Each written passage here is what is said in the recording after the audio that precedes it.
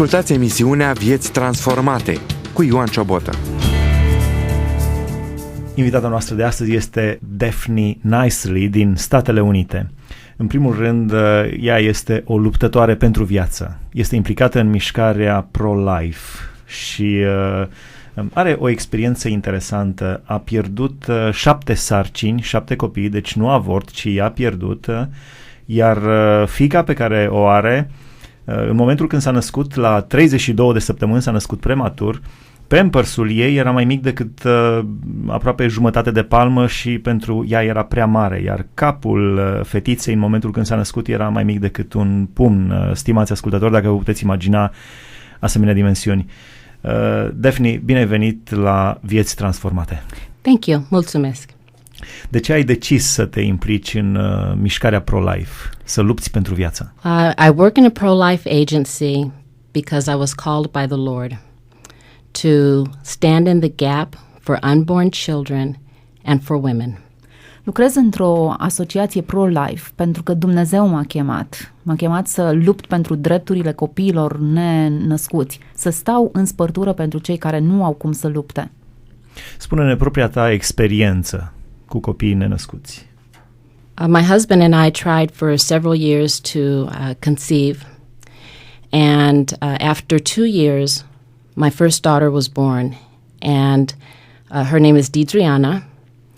Eu și soțul meu, după ce ne-am căsătorit, ne-am dorit foarte mult copii, iar după 2 ani am primit-o pe fetița noastră, Adriana, care s-a născut prematur, așa cum ați spus. And that pregnancy itself was very difficult. It was a high-risk pregnancy. Sarcina a fost o sarcină foarte dificilă, cu un risc foarte mare de avort. And after her birth, I became pregnant 7 additional times. Iar după ce am născut-o pe Adriana, am rămas însărcinată de 7 ori. But the Lord in His wisdom chose to take those children home to Himself. Dar Dumnezeu, în înțelepciunea Lui, a ales ca să ia acești copii la El în cer. It was very difficult, but I see it now as a gift that the Lord has given me. A fost foarte dificil, însă acum privesc acea etapă ca pe un dar pe care Dumnezeu mi l-a dat.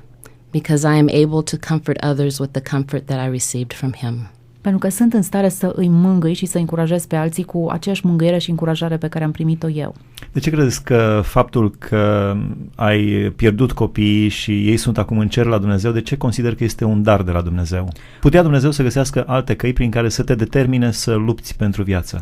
Absolutely, but He's given us all different gifts, and we are all part of the body, and we all function in different manners. Cu siguranță că putea găsi, însă acesta este modul în care El a ales să lucreze. Noi toți suntem parte a aceluiași trup și funcționăm având daruri diferite. I know that God is walking with me in the storm. Știu că Dumnezeu a mers cu mine prin furtună. And in fact, He carries me through the storm. De fapt, ca să spun drept, El m-a ținut în palma sa în timpul furtunii. And this I would not have known had I not experienced the loss of my children. Și lucrul acesta nu l-aș fi putut experimenta dacă nu aș fi trecut prin furtuna pierderii copiilor mei. But my children are not lost. I know where they are. Dar copiii mei nu sunt pierduți. Eu știu unde sunt ei. They're resting in the arms of Abraham. Ei se odihnesc în sânul lui Avram, în prezența Domnului. Crezi că există vreo paralelă între faptul că Dumnezeu însuși a îngăduit ca Fiul lui să piară pentru păcatele noastre? Yes, I do. Once again, God in His wisdom, He allows us to participate in creation. Da, cred. Și încă o dată eu spun lucrul acesta, Dumnezeu ne permite nouă să participăm la actul creației. He doesn't need us to create life. El nu are nevoie de noi ca să creeze viață. He created everything from nothing. El a creat absolut totul din nimic. Adam from the ground. L-a făcut pe Adam din țărâna pământului. Eve from his rib.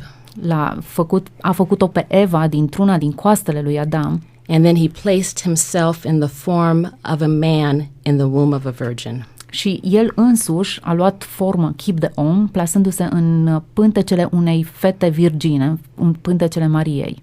He doesn't need us, but He allows us the blessing and privilege to experience creation of life. El chiar nu are nevoie de noi în actul creației, dar ne dă nouă privilegiul de a fi participanți la acest act al creației și ne dă harul de a naște copii. And because of that, we have a small glimpse of what it is that God experienced when He was separated from His Son. Și în felul acesta cred că ne dă și nouă așa o imagine, o frântură foarte mică din ceea ce a experimentat El atunci când și-a pierdut fiul său. Mă bucur că este și fiica ta, Didriana, împreună cu noi acum în studio aici. Aș vrea să o întreb și pe ea. Didriana, aș vrea să te întreb cum te gândești la ceilalți 7 frați sau surori ale tale sau ai tăi? Hello. Bună! My father has several children from previous relationships that my mother has raised as her own. But to me, they're half siblings because we only share one parent. And Tatăl meu mai are încă 3 copii dintr-o căsătorie anterioară. Acești 3 copii sunt frați vitregi ai mei. Eu mă relaționez la ei ca și frați vitregi. And my father's genes are very strong. Genele tatălui meu sunt foarte puternice. And I see my father in all of the children. Și îl văd pe tatăl meu în toți cei 3 copii. But I don't get to see my mother in them because I'm her only one. Nu o văd pe mama mea în ei, pentru că eu sunt singura ei fiică. And I look up to my mother so much. Și mă uit de jos în sus la mama mea în toate privințele. And I would like to think that I'm a lot like her. Și îmi place să cred că seamăn cu ea. And so I always wonder what it would be like to have others who were like her as well, like reflecting her. Și mă întreb uneori cum ar fi să-i văd pe ceilalți 7 frații mei care să-i împărtășească firea, temperamentul și stilul ei de a fi. She told me about the miscarriages when I was young. I've always known about them. Mama mea îmi povestea despre celelalte sarcini chiar de când eram mică. Am crescut cu poveștile fraților mei. And she's been showing people my tiny diapers since I was old enough to remember. Și le arăta oamenilor hăinuțele și scutecele mele pe care le-am purtat când eram bebeluș născut prematur și oamenii se minunau cât de mic am putut să fiu și totuși am supraviețuit. So there was never a time in my life where it wasn't a part of our story. Nu a fost nicio perioadă în viața mea în care frații mei să nu fie parte din povestea mea. In fact, when the pregnancy center that she works at first started, de fapt, când a început asociația Pro-Life în care lucrează acum, and before she even volunteered there, înainte ea era voluntară la această asociație. I walked up to the director and I said, "Hello, my mom wants to work here." M-am dus la director și i-am spus, bună, mama mea vrea să lucreze aici. I was only 12 years old and I didn't understand that's how a grown-up business worked. Aveam atunci 12 ani și încă nu știam cum merge treaba cu angajările și cum ar trebui să funcționeze toate lucrurile. But I've always known that it was so important to my mother and I've always recognized that it's important in and of itself. Dar mi-am dat seama că lucrul acesta e important pentru mama mea și e important pentru oamenii din jur. Ultima întrebare, Didriana. De ce crezi că din toți cei 8 copii ai mamei tale, doar tu ai fost aleasă să trăiești pe acest pământ? Ceilalți au trecut direct în ceruri. I've never been asked that question before. N-am mai fost întrebat așa ceva până acum. Well, ever since I was 12 years old, I have felt very clear and definite calling in my life. De la vârsta de 12 ani am simțit o chemare foarte puternică și clară peste viața mea. God has told me, this is the way, walk in it. Dumnezeu mi-a vorbit clar și mi-a spus, acesta este drumul, umblă pe el. And a big part of that future involves our missions work here in Romania. O mare parte din această chemare înseamnă misiune în România. Ever since my first trip, I was just a child. I knew that Romania is where God wanted me to serve. Și când am venit în România pentru prima dată, eram un copil, însă încă de atunci am realizat că aici este locul în care eu va trebui să lucrez. Now I'm 20 and I'm a student, and everything I study is I want to help people, and I know that I can use it here in Romania. Acum am 20 de ani, sunt studentă, dar tot ceea ce învăț la școală știu că se potrivește pe lucrarea pe care o voi face aici în România. Adriana are 20 de ani, este studentă, are o înălțime de peste 1,70 m și a crescut foarte mult din momentul când s-a născut prematur. Mulțumim, Adriana. Daphne, aș vrea să te întreb acum despre experiențele pe care le-ai avut cu femei care doreau să facă avort. Probabil că ai consiliat multe femei de-a lungul carierei tale. Counseling with a woman who's considering abortion can be very difficult. The crisis that the woman is in is defined by her and her circumstances. It could be that she's too old or too young. A consilia femei care se confruntă cu sarcini nedorite este un lucru foarte dificil. În primul rând, e o bătălie foarte mare cu ceea ce socotesc ele că reprezintă o problemă. Fie se consideră prea bătrâne sau circumstanțele cu care se confruntă sunt potrivnice. It could be that she has a health condition, or maybe her husband doesn't want more children. Unele se confruntă cu probleme de sănătate, iar altele se confruntă cu problema partenerului lor care nu își doresc această sarcină. Maybe she is unmarried and her parents tell her that she cannot have the child. Alte femei care vin la noi sunt necăsătorite și părinții lor nu vor să le susțină și le încurajează să întrerupă sarcina. But the crisis is unique and individual to each woman. Dar fiecare criză este unică și specifică fiecărei femei. So we have to meet people at the point of their need. Trebuie să ne întâlnim cu oamenii în punctul în care ei se află. We address each woman without judgment or condemnation. Ne adresăm fiecarei femei fără să o judecăm sau să o condamnăm. Sharing with them the love and compassion of Jesus Christ. Le arătăm compasiunea și mila pe care ne-a arătat-o nouă Domnul Iisus Hristos. And it is through the power of the Holy Spirit that we share the truth with them. Și este prin puterea Duhului Sfânt faptul că putem să împărtășim aceste lucruri cu ele. The truth of the Word of God. Putem împărtăși adevărul cuvântului lui Dumnezeu. And medical truths about abortion. Și de asemenea le prezentăm adevăruri și informații medicale legate de avort. Poate ne ascultă acum o femeie care se gândește să facă avort. Poate se află într-una dintre aceste crize. Soțul ei sau prietenul ei cu care a rămas însărcinată nu vrea copilul sau poate n-are condiții materiale. În fine, sunt o mulțime de motive. Ce ai spune? That God has planned and purpose for every life. Că Dumnezeu are un scop cu fiecare viață.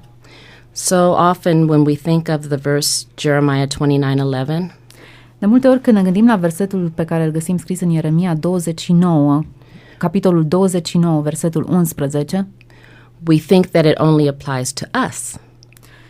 Căci eu știu gândurile pe care le am cu privire la voi, zice Domnul, gânduri de pace și nu de nenorocire, ca să vă dau un viitor și o nădejde. Atunci când privim acest text, unii dintre noi ne gândim că nu se referă neapărat la noi. But it's not just for us, it applies to everyone. Acest text nu se referă doar la noi, ci se referă la fiecare dintre oameni. And if you read the 28 chapters before chapter 29, și dacă citim capitolul de dinainte, capitolul 28, the children of Israel were in rebellion. Copiii lui Israel se confruntau cu o perioadă în care erau răzvrătiți față de Dumnezeu. And our Father was telling them, I know the plans I have for you. Și interesant, în acel moment de rebeliune Dumnezeu le spune, căci eu știu gândurile pe care le am cu privire la voi. He was telling them that he had good things for them. Le spunea că are lucruri bune pregătite pentru ei. And since God is all-knowing, și așa cum știm, Dumnezeu cunoaște fiecare lucru and all-powerful, și este atotputernic, nothing happens without his permission. Absolut nimic nu se întâmplă fără permisiunea sa. And nothing catches him by surprise. Și nimic nu le ia prin surprindere. He has planned for each and every one of us. El are planuri pentru fiecare dintre noi. In Ephesians chapter 2, verse 10, Și Efeseni, capitolul 2, versetul 10, the Lord tells us that He has prepared good works for each of us, Domnul spune că El a pregătit lucruri bune pentru fiecare dintre noi and that we are His masterpiece or His handiwork or craftsmanship. și că noi reprezentăm lucrarea sa de artă, ceva extraordinar de bine lucrat și făcut. And once again, that's not just for us individually, Și repet, nu se referă doar la mine sau la noi care suntem aici. it is for each and every one of us, Se referă la fiecare dintre noi, just like salvation through Jesus Christ. așa cum e mântuirea prin Domnul Iisus Hristos. Și încă o întrebare înainte de a te întreba pe tine personal cum te-ai întors la Domnul. Care sunt motivele pentru care ai fi de acord ca o femeie să facă avort, dacă există astfel de motive? No, we do not refer for or perform abortions. Nu încurajăm și nu susținem avortul. Tu ai fost în pericol să mori atunci când ai fost însărcinată cu Didriana. Yes, this is true. Da, este adevărat. And the doctors asked me at 25 weeks of pregnancy Doctorii m-au întrebat în săptămâna 25-a if they could deliver her, they could deliver her, induce labor so that she would be born. dacă ar putea să îmi inducă contracțiile în așa fel încât să aibă loc naștere atunci. And I asked them what would happen to her if she was born at 25 weeks. Și i-am întrebat ce se întâmplă cu ea dacă se va naște în săptămâna 25-a. And they told me they would place her in an incubator with tubes. Și mi-au spus că o vor pune într-un incubator, va fi toată intubată. And I told them, why can't I be her incubator? Și am întrebat-o i-am întrebat dacă nu o intubează. And you connect the tubes to me. Și ați conectat toate tuburile acelea la mine. And the doctors told me that a child could grow 3 times faster if it could stay in the uterus. Doctorii mi-au spus că un copil crește de 3 ori mai repede dacă este în uter. And I asked my husband to promise me Și i-am cerut soțului meu să îmi promită that if he had to make a choice between me and the baby, că dacă va trebui să aleagă între mine și bebelușul nostru, that he would save the baby because I loved her life more than I loved my own. să salveze viața ei pentru că o iubesc pe ea mai mult decât mă iubesc pe mine. Deci, stimate ascultătoare, dragi ascultători, concluzia este evidentă, nu știu ce veți aplica dumneavoastră, stimați ascultători, dar concluzia este evidentă. Nu există motiv pentru avort acolo unde există dragoste. This is true. Așa este. Daphne, aș vrea să te întreb acum, cum te-ai întors tu la Domnul? Cum ți-a schimbat Domnul inima astfel încât să fii gata să lupți pentru viață și să fii complet dedicată lui Dumnezeu? I was raised in a Christian home by Christian parents, Am crescut într-o familie creștină, părinții mei erau creștini and in fact attended a Christian school as a child. și am mers la cursurile unei școli creștine atunci când eram copil. And I knew who Jesus was. Știam cine este Isus. I knew that he died for the sins of the world. Știam că El a murit pentru păcatele lumii, But it was not until I was approximately 18 years old dar atunci când am ajuns pe la 18 ani, where I had a personal relationship with Jesus Christ. de-abia în acel moment am început să am o relație personală cu Isus Hristos. And I realized that he did not die for the sins of the world alone, Și atunci am realizat că El n-a murit pentru lume așa în general, but that he died for me. ci a murit pentru mine personal. And I've had a desire in my heart to serve the Lord. Și atunci am primit așa o dorință în inima mea ca să îl slujesc pe Domnul. And I surrendered that to him many years ago. Și mi-am predat viața lui cu ani buni în urmă. I've served here in Romania in the mission field each of the last 10 years. Am slujit în România, în misiune, aici, în ultimii 10 ani. And at this point in my life, Romania is my home. Și în punctul acesta al vieții mele aș putea spune că România este casa mea. When I return here each year, Când mă întorc aici în fiecare an, I feel like I am giving my mission report to you in Romania. am sentimentul că vă dau vouă un raport de misiune despre ce fac eu acolo afară. And when I leave to return to America, Și când mă întorc în America, I feel that you are commissioning me to go back to the mission field am sentimentul că voi mă trimiteți în misiune acolo în America, to serve in my pregnancy center. ca să slujesc în centrul de ajutor pentru femeile cu sarcină nedorită. Daphne, mulțumim frumos, Dumnezeu să te binecuvânteze, să binecuvânteze tot ceea ce faci și absolut totul să fie spre slava și gloria lui Dumnezeu. Thank you. Mulțumesc! A fost împreună cu noi, stimați ascultători, la Vieți Transformate, Daphne Nicely, împreună cu fiica ei, cu Didriana Nicely, traduse de Cristina Olariu. Am discutat despre implicarea lor în lupta împotriva avortului, în lupta pentru viață și despre întâlnirea lor personală cu Dumnezeu. Aici se încheie emisiunea Vieți Transformate. Sunt Ioan Ciobota, vă mulțumesc pentru atenție, Dumnezeu să vă binecuvânteze. Ați ascultat emisiunea Vieți Transformate